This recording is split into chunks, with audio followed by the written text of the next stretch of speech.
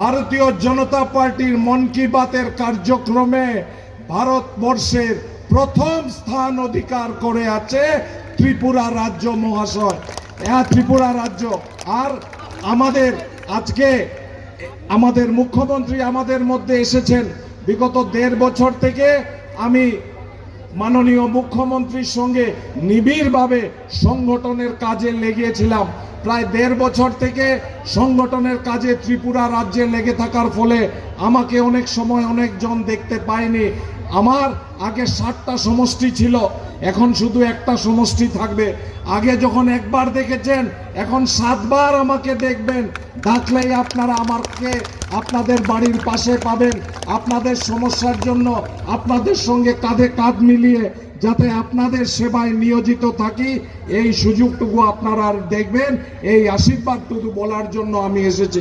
আমার বক্তব্য দীর্ঘ করব না, কিন্তু কয়েকটা জিনিস বলা দরকার। আজকে একটু আগে আমাদের সাংসদ পরিমল শুক্লবৈদ্য বলেছেন যে আমরা ভারতীয় জনতা পার্টিকে 1991 ইংরেজির থেকে আমরা আমাদের মত ভারতীয় জনতা পার্টির পক্ষে দিয়ে এসেছি, এবং ভারতীয় জনতা পার্টি একমাত্র পার্টি যে পার্টি আমাদেরকে সুরক্ষা এবং সম্মান দিয়েছে। যে কংগ্রেস দল সুযোগ পেয়েছিল আমাদের মাথার থেকে রেফিউজির তাকমাটাকে মিটিয়ে দিতে, আমরা কংগ্রেসকে 55 বছর সুযোগ দিয়েছি, কিন্তু কংগ্রেস সেই তাকমা মিটাতে পারেনি। কংগ্রেসের কোনো নৈতিক অধিকার নেই।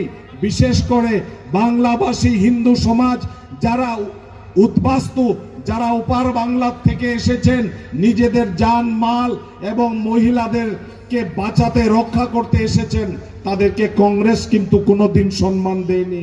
আর আমরা ভারতীয় জনতা পার্টি এই অঞ্চলের নেতৃবৃন্দ, দিল্লির নেতৃবৃন্দর কাছে চাপ সৃষ্টি করে আমরা দেখেছি বিগত 2019-এর নভেম্বর ডিসেম্বর মাসে আমরা দেখতে পেলাম যে সিটিজেনশিপ অ্যামেন্ডমেন্ট অ্যাক্ট পাস হয়েছে, এবং তার জন্য নরেন্দ্র মোদীজি, গৃহমন্ত্রী অমিত শাহজি এবং আমাদের রক্ষামন্ত্রী রাজনাথ সিংজি, যিনি আগে গৃহমন্ত্রী ছিলেন, তারা কিভাবে কাজ করেছেন। বন্ধুগণ, আপনারা জানেন যে আমাদের এই অঞ্চলে উন্নয়নের জোয়ার এসেছে।